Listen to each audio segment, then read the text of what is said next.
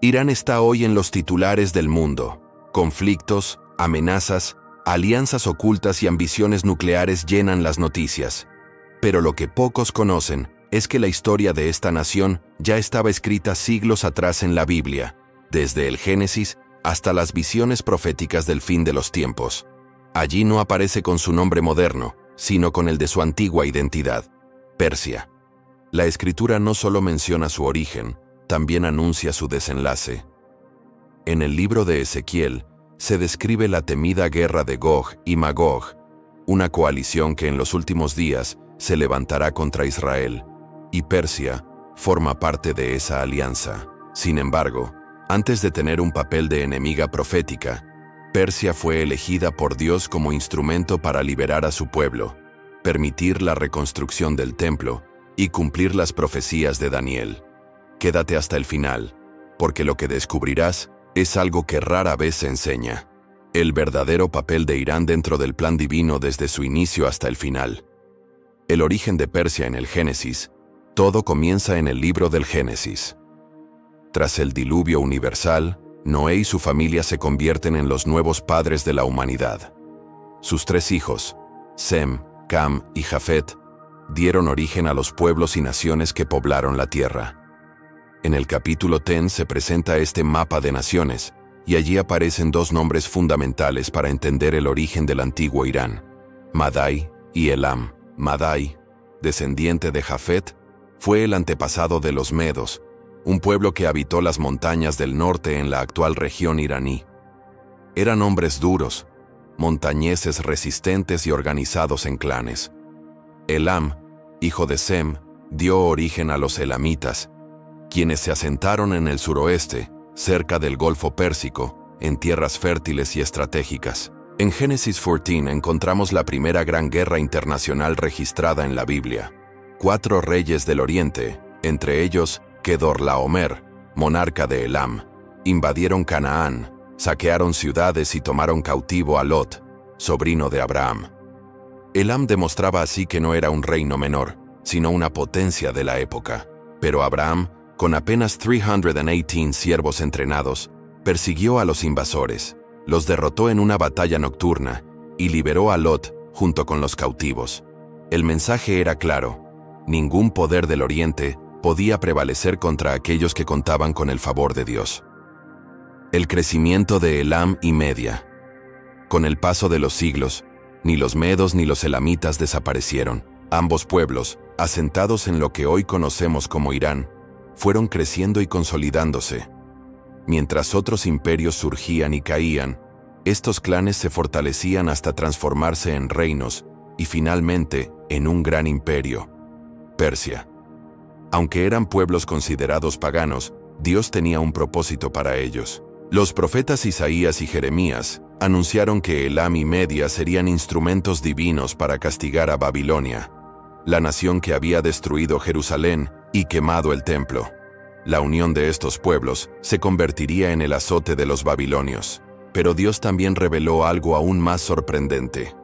De Persia surgiría un rey extranjero, aún no nacido, que sería su elegido para liberar a Israel del exilio y ordenar la reconstrucción del templo en Jerusalén. Ese rey fue anunciado por nombre más de 150 años antes de su nacimiento: Ciro, el ungido de Jehová. Y la historia confirmó con exactitud esta profecía. El auge del imperio medo-persa. En el siglo 70 a.C., Deioces, el primer rey de los medos, unificó las tribus de Madai y Elam, estableciendo la capital en Ecbatana.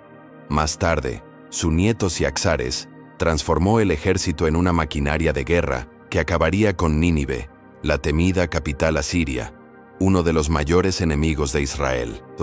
Con ello, las antiguas profecías comenzaron a cumplirse. Persia estaba siendo levantada como un instrumento de juicio y de liberación. En paralelo, Dios ya había mostrado su destino a través de sueños y visiones, entregados a un joven hebreo cautivo en Babilonia, Daniel. Daniel y las visiones de los imperios. Cuando Nabucodonosor destruyó Jerusalén, llevó a miles de judíos cautivos a Babilonia, entre ellos a Daniel, apenas un adolescente.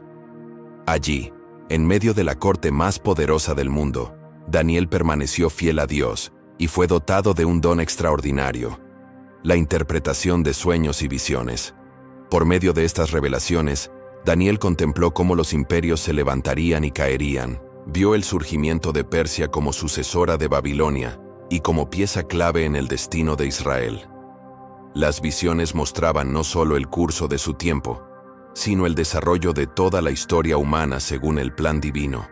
Así, desde el Génesis hasta el Apocalipsis, la Biblia traza el origen y el destino de Persia, Irán, un pueblo que fue enemigo y libertador, azote y redentor, y que aún espera un papel decisivo en los acontecimientos finales anunciados en la profecía. Una estatua gigantesca, formada por distintos metales, se erguía ante los ojos del rey con un resplandor imponente y a la vez amenazante. Nabucodonosor, aterrado, exigió no solo la interpretación de aquel sueño inquietante, sino que además alguien se lo revelara sin haberlo escuchado antes. Ninguno de los sabios de Babilonia fue capaz de hacerlo, pero Dios ya había preparado a su profeta. Daniel fue llevado ante el rey. Con la autoridad del cielo, el joven cautivo se presentó ante el monarca más poderoso de la tierra y declaró aquello que nadie en toda Babilonia podía descifrar. Narró el sueño con precisión y reveló un mensaje que marcaría el destino de los imperios. Tú, oh rey, eres la cabeza de oro, pero después de ti surgirá otro reino, inferior al tuyo, representado por el pecho y los brazos de plata. Esa parte de la estatua no aludía a una sola nación, sino a dos brazos, dos potencias unidas en un mismo cuerpo, los medos y los persas. Unidos pero no en igualdad, pues el brazo persa se levantaría con más fuerza y terminaría dominando. La profecía era inequívoca. Babilonia caería, y el trono pasaría a manos de un nuevo imperio designado por Dios. Daniel, un joven hebreo en tierra extranjera, contemplaba cómo las visiones de Dios se hacían realidad frente a sus ojos. Pronto aquel anuncio se cumpliría, porque el rey predicho por Isaías ya estaba surgiendo en las montañas de Persia. Su nombre era Ciro. Ciro, aún joven, sometió a Media y unió los reinos en un solo imperio, el Medo-Persa. Paso a paso, se convirtió en la potencia más grande de su tiempo, hasta que finalmente dirigió su mirada hacia Babilonia. La caída de Babilonia. El día señalado por Dios llegó, pero no fue una batalla convencional. Una noche, Belsasar, nieto de Nabucodonosor, organizó un gran banquete con 1000 nobles. En medio de la embriaguez, cometió una blasfemia imperdonable. Mandó traer los vasos sagrados que su abuelo había robado del templo de Jerusalén y brindó con ellos en honor a dioses paganos. De pronto, apareció una mano invisible que escribió en la pared del palacio 4 palabras misteriosas: Mene, Mene, Tekel, Parsin. El rey se llenó de terror. Nadie podía descifrar su significado hasta que llamaron a Daniel. Con voz firme declaró: Dios ha contado los días de tu reino y le ha puesto fin. Tu reino será entregado a los medos y a los persas. Y mientras aquellas palabras eran pronunciadas, la profecía se estaba cumpliendo. Los ejércitos de Ciro ya habían desviado el cauce del Éufrates y entraban en silencio por el lecho seco del río. Las puertas de la ciudad no estaban cerradas, Dios mismo las había abierto. Esa misma noche Belsasar fue asesinado y Babilonia cayó en manos de Persia. Tras 70 años de cautiverio, los judíos contemplaron lo impensable. Un rey extranjero decretaba su libertad. Ciro no solo autorizó el regreso a Jerusalén, también financió la reconstrucción del templo y envió a líderes escogidos: Zorobabel, descendiente de David, y Josué, el sumo sacerdote, con respaldo imperial para comenzar la obra. Persia, a diferencia de otras naciones, no destruyó a Israel, sino que lo restauró. El imperio del oso. Sin embargo, Dios le mostró a Daniel otra visión aún más impactante. Vio salir del mar 4 bestias monstruosas. La segunda era un oso enorme, levantado de un lado, con 3 costillas en su boca, mientras una voz tronaba desde el cielo: Levántate y devora mucha carne. Ese oso representaba al imperio que sucedería a Babilonia. Media y Persia. Se alzaba de un lado porque Persia dominaría sobre Media, y las 3 costillas simbolizaban 3 grandes conquistas: Lidia, Babilonia y Egipto. Y la visión se cumplió con exactitud. Bajo Ciro, Persia derrotó a Lidia en Asia Menor y tomó Babilonia. Más tarde, Cambises II, hijo de Ciro, dirigió sus ejércitos a través del desierto del Sinaí y conquistó Egipto, tras derrotar al faraón psamético Treso en la batalla de Pelucio. Así, la tercera costilla fue arrancada: el carnero y el macho cabrío. Años después, junto al río Ulai, Daniel recibió otra visión aún más detallada. Ante él apareció un carnero con 2 cuernos, uno más alto que el otro, y el más alto había crecido después. Embestía hacia el occidente, el norte y el sur, sin que nadie pudiera detenerlo. La explicación fue clara: el carnero que viste con 2 cuernos son los reyes de Media y de Persia. Una vez más, Persia aparecía en el centro del plan divino, esta vez como un imperio que arremetía con fuerza incontenible. El cuerno más alto representaba la supremacía persa sobre Media. 2 pueblos, un solo imperio, bajo un único trono dominante. Pero de pronto apareció un macho cabrío del occidente, veloz como el viento, con un solo cuerno entre los ojos. En un instante embistió al carnero, lo derribó y lo pisoteó.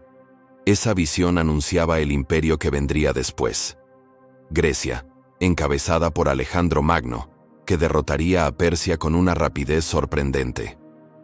Daniel no sabía en ese momento quién sería ese cabrío, pero entendió que incluso el imperio más vasto y glorioso de la tierra no permanecería para siempre.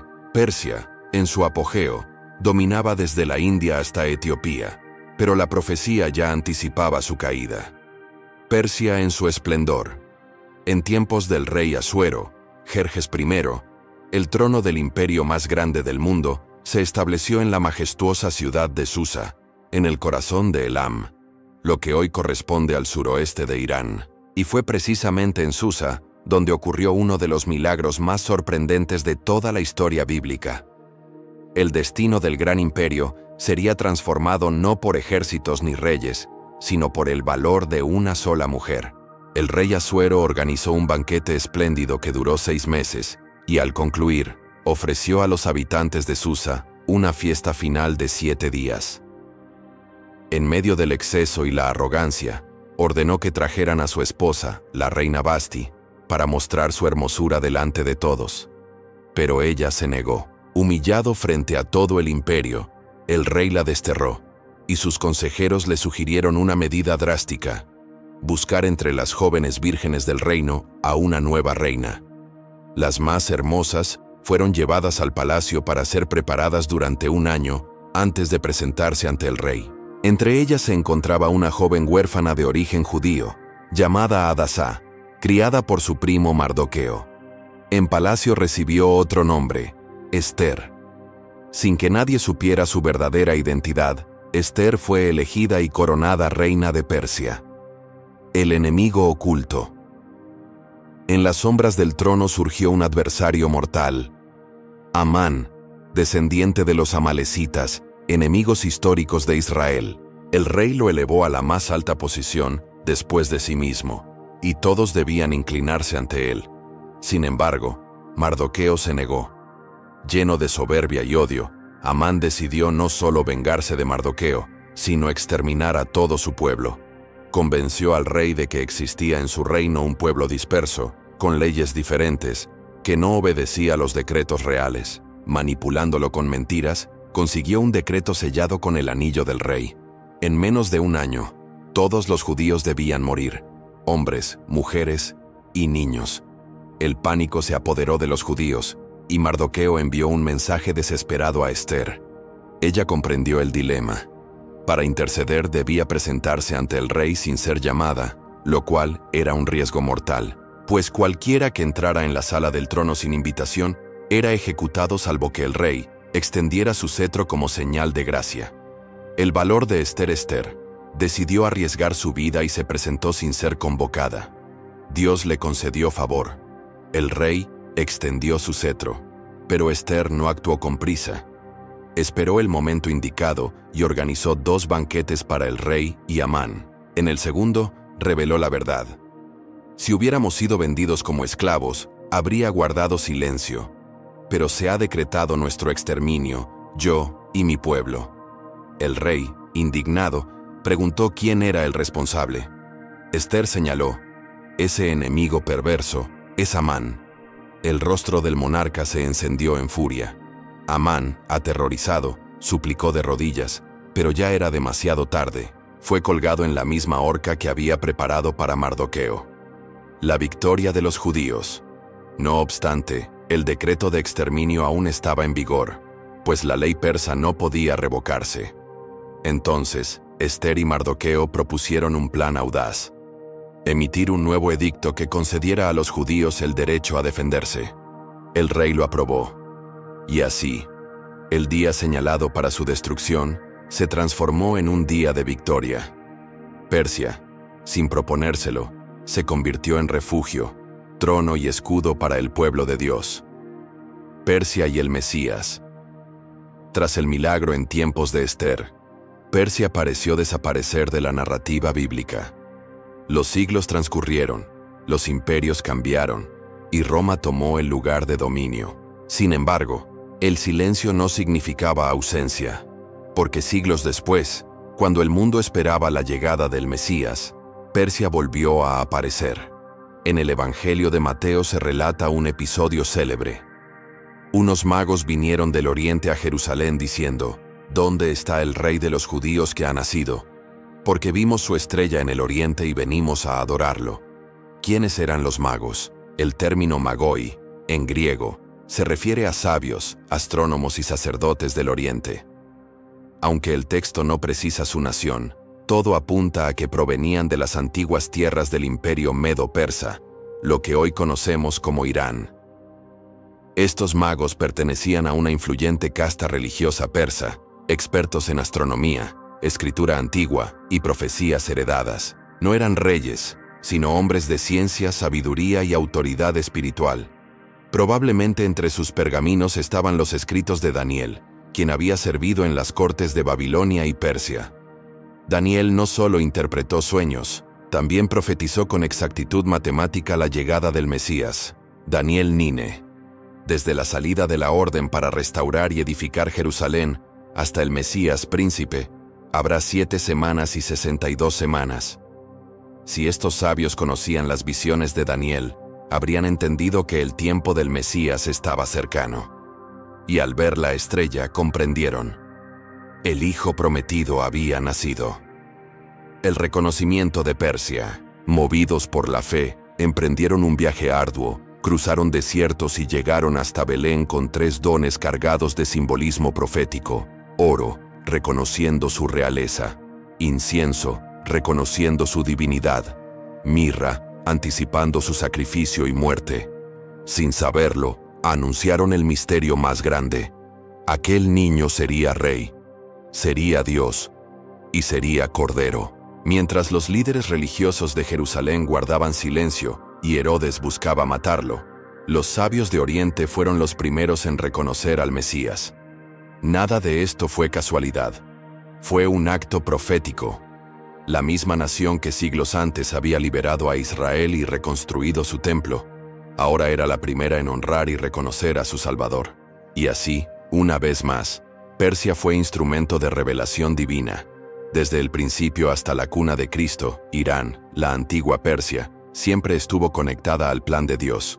Pero la historia de Irán en la Biblia no termina en Belén, porque si bien Persia había sido instrumento de redención en el pasado, también será parte de uno de los episodios más oscuros del futuro profético. Dios no solo reveló el principio de Persia, también anunció el final, y lo hizo a través del profeta Ezequiel en una de las visiones más temidas del Antiguo Testamento: la guerra de Gog y Magog. En el capítulo 38, Ezequiel describe una coalición de naciones que en los últimos días se levantará contra Israel, el pueblo de Dios restaurado. Hijo de hombre, pon tu rostro contra Gog en tierra de Magog, príncipe de Mesec y Tubal, y profetiza contra él, y dirás así: ha dicho Jehová, el Señor, he aquí yo estoy contra ti, Oh Gog, Persia, Cus y Fut estarán con ellos. Persia, la antigua Irán, es uno de los primeros nombres mencionados. La misma nación que un día ayudó a reconstruir el templo, ahora será parte de una alianza militar contra el pueblo de Dios. Pero, ¿quiénes son los otros aliados?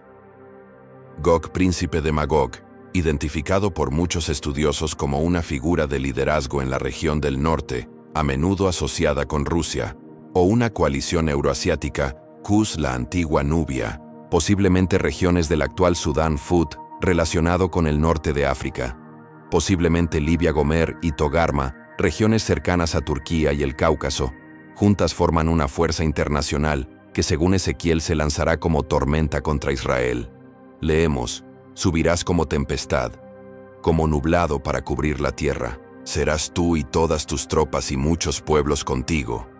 Pero no lo lograrán, porque este ataque provocará la intervención directa de Dios y el juicio será implacable. Terremotos, fuego, confusión entre las tropas y la gloria de Dios se manifestará en medio del caos. Está escrito: y seré engrandecido y santificado, y seré conocido ante muchos pueblos, y sabrán que yo soy Jehová. Y así Persia pasará de ser redentora a ser juzgada, no porque Dios la haya olvidado, sino porque una vez más se levantará contra su voluntad y su pueblo. Persia, como pocas naciones en la Biblia, ha recorrido todo el arco de la historia sagrada, desde su creación en el Génesis, su redentor en el exilio, hasta su alianza profética en la guerra final. Pero, ¿qué dice la Biblia sobre su destino final? Será destruida para siempre. Tendrá una oportunidad de redención. La respuesta está oculta entre líneas y es más compleja y más poderosa de lo que muchos imaginan. Después de describir el juicio de Gog y Magog en Ezequiel 38 y 39, el texto revela una escena devastadora. El ejército que se levanta contra Israel será destruido con fuego del cielo. Los cadáveres cubrirán los campos. Las armas serán quemadas por 7 años y el nombre de Gog quedará asociado para siempre al juicio divino. Persia, como parte de esa coalición, no escapará del castigo. Pero aquí ocurre algo desconcertante, porque el profeta Jeremías ya lo había anunciado siglos antes, en un pasaje casi olvidado. Aconteció palabra de Jehová al profeta Jeremías acerca de Elam: yo quebraré el arco de Elam, parte principal de su fortaleza. Pero acontecerá en los postreros días que haré volver a los cautivos de Elam, dice Jehová. Es una profecía dual. Primero vendrá el juicio, pero luego leemos una promesa inesperada. En los postreros días restauraré a Elam. Este pasaje lo cambia todo, porque aunque Irán se alce contra Israel en el fin de los tiempos, aunque participe en el ataque final que provocará la ira de Dios, su historia no termina entre las ruinas. Dios, aún en el juicio, deja abierta la posibilidad de redención. El Irán que hoy vemos en los titulares, agresivo, desafiante, rodeado de oscuras alianzas, también será parte de un mundo restaurado. La historia bíblica de Persia es un espejo de la humanidad redimida, caída, juzgada y restaurada por gracia. Y por eso el destino final de Irán, según la Biblia, es una advertencia para los imperios que desafían a Dios, pero también una promesa para aquellos que se arrepientan, porque está escrito que en los días finales, las naciones subirán a Jerusalén para adorar al Rey y al Señor de los ejércitos. Y acontecerá que todos los que sobrevivieren de las naciones que vinieron contra Jerusalén, subirán de año en año para adorar al Rey y a celebrar la fiesta de los tabernáculos. Quizás entre esas naciones esté Elam, quizás Irán, aquel que fue redentor, enemigo y juzgado, también será testigo de la gloria restaurada. Porque en el corazón de Dios aún hay lugar para los que regresan. Desde las primeras páginas del Génesis hasta las visiones estremecedoras del Apocalipsis, Persia ha estado ahí. Cuando la humanidad resurgía de las aguas del diluvio, Dios nombró a Elam y a Madai, sembrando en silencio la semilla de un imperio que aún no existía. Cuando Abraham se levantó para rescatar a Lot, Elam ya era una amenaza. Y cuando Babilonia cayó, Persia fue instrumento de redención. Cuando el templo fue reconstruido, fue un rey persa quien lo financió. Y cuando el Mesías nació, fueron los sabios del Oriente, hombres de Persia, los primeros en reconocerlo. Pero cuando los últimos días se acerquen y las naciones se levanten como sombra contra Israel, Persia volverá a estar presente. Pero esta vez del lado oscuro de la profecía, porque está escrito, Persia, Cus y Fut estarán con ellos. Una coalición contra el pueblo restaurado de Dios.